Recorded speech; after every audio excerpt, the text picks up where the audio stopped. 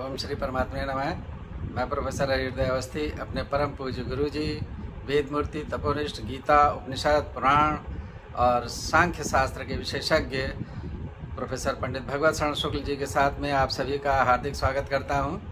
हम लोग सांख्य तत्व कौमुदी पर विचार कर रहे हैं और गुरु जी सरल भाषा में उसका उपदेश करेंगे। तो आज उसका मंगलाचरण होगा और गुरु जी उस पर अपना व्याख्यान देंगे। तो हम लोग चलते हैं गुरु जी की ओर। नमोस्तनंताय सहस्रमूर्तये सहस्रपादाक्ष शिरोरुबाहवे सहस्रनामे पुरुषाय शाश्वते सहस्रकोटि युगधारिणे नमः। कृष्णाय वासुदेवाय हरिये परमात्मने प्रणतक्लेशनाशाय गोविंदाय नमो नमः। इस चैनल से संबद्ध सभी विद्वद्गण, सभी जिज्ञासु छात्रवृंद, सहृदय सज्जन वृंद एवं इस चैनल के संस्थापक तथा प्रबंधक आचार्य हरिहृदय अवस्थी जी, हम लोग सभी सांख्य शास्त्र की चर्चा करने के लिए उपस्थित हुए हैं। इसमें आप सभी का स्वागत है। सांख्य तत्व कौमुदी ग्रंथ आचार्य वाचस्पति मिश्र जी के द्वारा इसकी रचना हुई है। आचार्य वाचस्पति मिश्र ने 6 शास्त्रों के मुख्य ग्रंथों पर अपनी टीका लिखी है। सांख्य शास्त्र में उनकी सांख्य तत्व कौमुदी है, तो योग शास्त्र में तत्व वैशारदी टीका है। इसी तरह से न्याय का ग्रंथ, वैशेषिक ग्रंथ और पूर्व मीमांसा तथा उत्तर मीमांसा के ग्रंथों में उनकी टीकाएं हैं। उत्तर मीमांसा अर्थात वेदांत में उनकी जो टीका है वो अत्यंत प्रसिद्ध टीका है और इनके जितनी भी टीकाएं हैं पूरे सिद्धांत को स्पष्ट रूप से स्थापित करते हैं। सांख्य तत्व कौमुदी का जो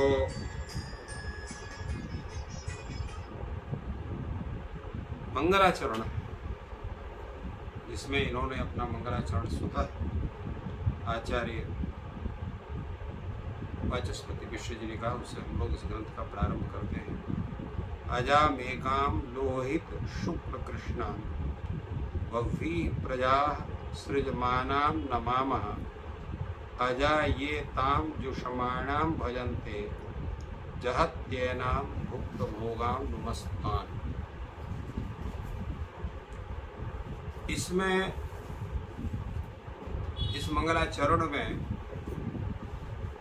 आचार्य वाचस्पति मिश्र ने 2 को नमस्कार किया, एक प्रकृति को और दूसरे पुरुष को। इसका जो अन्वय है तो लोहित शुक्ल कृष्णाम बहुवी प्रजा सृजमानाम एकाम अजाम नमामः। एक अन्वय इसका है, ये अजा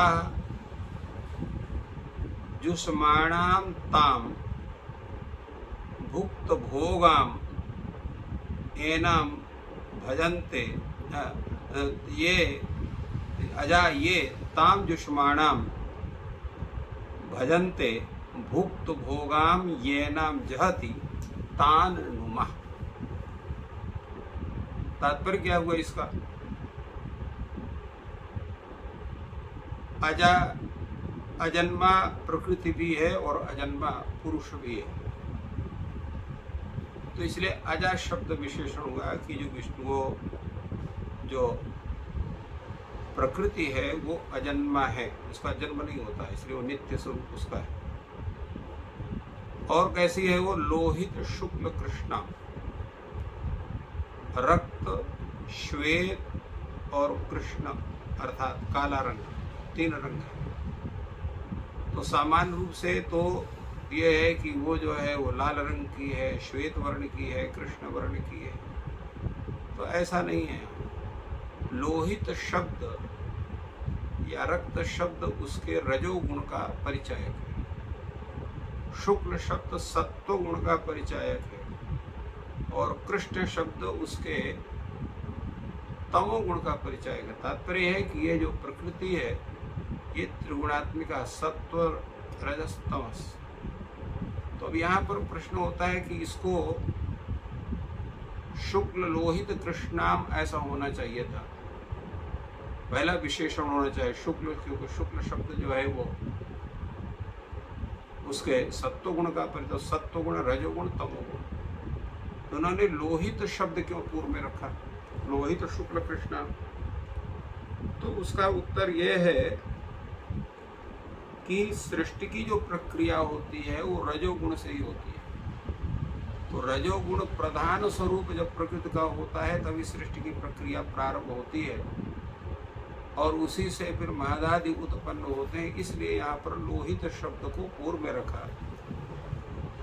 तो लोहित शब्द यहाँ पर रजोगुण का प्रतीक है कि ये प्रकृति कैसी है, तो रजोगुण से युक्त है, सत्व गुण से युक्त है और तमोगुण से, इसलिए ये त्रिगुणात्मिका है। और कैसी है ये? बहुवी प्रजा सृजमाना, ये महदादि बहुत सी प्रजाओं की सृष्टि करती है, इसलिए इसको नमस्कार। और दूसरा नमस्कार किसको हो रहा है? ये आजा, यहाँ बहुवचन का प्रयोग किया गया, क्योंकि सांख्य शास्त्र में पुरुष एक नहीं है, पुरुष बहुत्वम सिद्धम, अनेक पुरुष हैं, बहुत से पुरुष हैं। इसलिए जितने पुरुष हैं सबको इन्होंने नमस्कार का के लिए उसको उनका उद्देश्य बनाया। तो ये अजाहा, ये माने जो, अजाहा माने जितने भी वो अजन्मा अर्थात नित्य वो पुरुष हैं, वो कैसे हैं? ताम जुष्माणाम भजन्ते, क्या करते हैं कि वो सुखादि भोगों की सेवा करते हुए उस प्रकृति का अनुसरण करते हैं। जो सुखादि भोगों द्वारा सेवा करती है जो प्रकृति है, ताम जुष्माणाम भजन्ते, उसको। और फिर क्या करते हैं? भुक्त भोगाम एनाम जहति, और जो समस्त भोग संपादित करने के बाद उसको अनात्म वस्तु समझ करके उसका त्याग कर देते हैं। तो जो त्याग कर देते हैं ऐसे अजन्मा जो पुरुष हैं, तान नुमा, उनको हम नमस्कार करते हैं। सांख्य शास्त्र का जो मुख्य उद्देश्य है वो यही है कि प्रकृति के बंधन में पड़ा हुआ व्यक्ति अपने स्वरूप को समझ करके प्रकृति के द्वारा जो एक आवरण उसके अंदर हो गया है, जिससे कि वो सुख दुखादि के चक्कर में पड़ गया है, तो उस भुक्त भोगा प्रकृति को छोड़ करके अपने मुख्य स्वरूप का स्मरण करके उसका पलाशवन निर्लेप समझ करके और अपना ज्ञान करें और उसको संपूर्ण सांसारिक बाधाओं से निवृत्ति हो। यही मुख्य विचार इस सांख्य शास्त्र के द्वारा ये बतलाया गया। यहाँ पर आचार्य ने ये जो मंगलाचरण किया है, ये मंगलाचरण का जो मुख्य स्वरूप है वो क्या है? ये मंगलाचरण का मुख्य जो स्रोत है कहाँ से है, कहाँ से इन्होंने इस मंत्र को लिया? तो स्वतः यह मंत्र है जो कि ये श्वेताश्वर उपनिषद से ये प्राप्त होता है। श्वेताश्वर उपनिषद में वहाँ पर अजामेकाम लोहित शुक्ल कृष्णाम बहुवी प्रजा सृजमानाम स्वरूपा अजो ह्यको जुष्माणोनुशेते जहत्येनाम भुक्त भोगाम अजोन्यः। तो ये पूरा श्वेताश्वर उपनिषद की ही बात को यहाँ इन्होंने अपने शब्दों में रखा। वहाँ पर भी यही चर्चा है। वहाँ पर अजामेकाम लोहित शुक्ल कृष्णा बहुवी प्रजा सृजमानाम स्वरूपा, तो वहाँ पर भी जो है तो कहा गया है कि जो है वो जो अजाम एकाम लोहित कृष्ण शुक्लाम, जो लोहित कृष्ण शुक्ल है अर्थात रजोगुण युक्त है, सत्वगुण युक्त है, तमोगुण युक्त है, बहुत से प्रजाओं को सृष्टि करने वाली है स्वरूपांश ऐसे, तो उसको और वो है विद्यमान अर्थात प्रकृति का स्वरूप संसार में विद्यमान है। दूसरा अजा ही का जुष्माण अनुसेते, और एक अजय जो उस प्रकृति का जो है अनुसेवन करता, उसके भोगों का सेवन करता है, उसमें जो है रत रहता है। और भुक्त भोगाम एनाम जहाती, और फिर जब वो समझ जाता है उसके भोगों को भोग करके कि आसार है, इसमें कोई सार तत्व नहीं है, तो उसको वो जो पुरुष है उसको छोड़ देता है। उसी पुरुष का यहाँ पर और उसी प्रकृति का दोनों का यहाँ स्तुति भगवान क्या नाम है आचार्य जो वाचस्पति मिश्र जी हैं वो करते हैं, और उन्होंने पूरे इसी श्लोक के माध्यम से संपूर्ण सांख्य शास्त्र के सिद्धांतों को स्थापित करते हैं। तो यद्यपि यहाँ पर यह होता है कि भैया वंदना जो की जाती, किसी इष्ट की वंदना की जाती है, यहाँ मंगलाचरण में इन्होंने किसी इष्ट की वंदना नहीं की, केवल प्रकृति की वंदना की, पुरुष की वंदना की। तो ये यहाँ पर जो है किसी की वंदना का, देव वंदना का स्वरूप तो बनता नहीं है। कैसे यहाँ पर इन्होंने इस तरह का कहा? तो वस्तुतः जो प्रकृति है वो माया स्वरूप है, पुरुष जो है वो भी उसको भगवत तत्व स्वरूप है।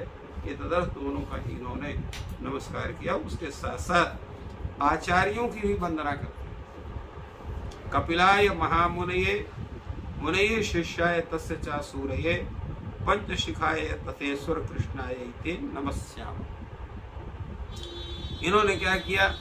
कपिलाय महामुने, क्योंकि सांख्य शास्त्र के मुख्य प्रवक्ता भगवान कपिल, इसलिए पहले नमस्कारों की तो महामुने कपिलाय नमः नमस्याम। हम जो है कपिल मुनि को नमस्कार करते हैं। फिर शिष्याय तस्य शिष्याय च आसुरये मुनये, फिर उनके शिष्य आसुरी मुनि को नमस्कार करते हैं। फिर पंचशिख को नमस्कार करते हैं, पंचशिखाय तथा ईश्वर कृष्ण, इसी प्रकार ईश्वर कृष्ण एते नमस्याम, तो इनको सबको नमस्कार करते हैं। यहाँ पर चतुर्थी विभक्ति कपिलाय नमस्याम, यहाँ द्वितीय कपिलम नमस्याम, आसुरीम नमस्याम, पंचशिखम नमस्याम, ईश्वर कृष्णम नमस्याम, ऐसा होना चाहिए। तो सब जगह चतुर्थी है। कपिलाय नमस्याम, महामुनये कपिलाय नमस्याम, मुनये शिष्य तस्य शिष्याय मुनये चासुरये नमस्याम, पंचशिखाय नमस्याम तथा ईश्वर कृष्णाय नमस्याम। ऐसा कथन क्यों है? चतुर्थी यहाँ पर कैसे है, ये प्रश्न होता है। इस प्रश्न का उत्तर है, यहाँ एक सूत्र है, क्रियार्थोपदस्य च कर्मणि स्थानिनः। तो यहाँ पर जो नमस्यामः क्रियापद है उसका कर्म होने के कारण कपिलित्य शब्द कर्म द्वितीय से द्वितीय होनी चाहिए, किंतु कपिलम प्रीणयितुम, कपिल को जो है उनको जो है उनको जो है प्रसन्न करने के लिए नमस्कार होना है। प्रीणयितुम प्रसन्नम कर्तुम, उनको प्रसन्न करने के लिए। तो यहाँ क्रियार्थोपद जो है क्रिया उसका जो कर्म है, तो क्रिया यहाँ पर कौन है? यहाँ तो प्रीणयितुम क्रिया का अध्याहार करके, और यहाँ हम इसको इस सूत्र से अर्थात क्रियार्थोपद से कर्मणि सूत्र से यहाँ कर्म में चतुर्थी विभक्ति का विधान होने से ये होता है, इनको सबको प्रणाम। क्योंकि शास्त्र का नियम है कि जो हमारे जो गुरुजन हैं वो जब हमारे ऊपर प्रसन्न होते हैं तभी हमारे सब कार्य सिद्ध होते हैं। इसलिए यहाँ पर जो टीकाकार हैं वाचस्पति मिश्र, वो उनको अनुकूल बनाने के लिए, उनको प्रसन्न करने के लिए उनको नमस्कार कर रहे हैं। तो इस तरह से मंगलाचरण 2 श्लोकों में जो है वाचस्पति मिश्र ने किया है। पहले श्लोकों में पुरुष को, प्रकृति को, पुरुष को प्रणाम किया है, और दूसरे मंगलाचरण में जो हमारी आचार्य परंपरा है, क्योंकि हम आचार्यों का स्मरण पूर्वक कार्य करते हैं, उसका 2 कारण होता है। पहला कारण तो यह है कि हमारी परंपरा सुरक्षित रहती है। दूसरा कारण है कि उनका जो ज्ञान है उस ज्ञान की परंपरा का भी हमारे तक संरक्षण होती है। गुरु परंपरा का तात्पर्य होता है कि हम गुरु परंपरा का स्मरण करते हैं, गुरु परंपरा का हम पालन करते हैं, गुरु परंपरा को अपने ज्ञान में, विचार में, आचार में, व्यवहार में उसको स्थापित करते हैं, तो हमारी परंपरा पुष्ट होती है, ज्ञान की परंपरा पुष्ट होती है, आचार की परंपरा पुष्ट होती है और हमारे व्यवहार की परंपरा पुष्ट होती है। तो इस तरह से आचार्य वाचस्पति मिश्र ने अपने इन मंगलाचरणों के द्वारा जहाँ पूरे ग्रंथ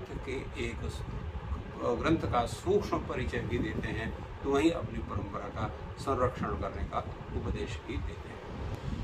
तो इस प्रकार गुरु जी ने आज मंगलाचरण से प्रारंभ किया है और आगे आप लोग जुड़े रहे हैं। इस पर विशद व्याख्या गुरु जी करेंगे और गहन अध्ययन होगा और ईश्वर आप सबकी सहायता करें और ज्ञान में वृद्धि करें।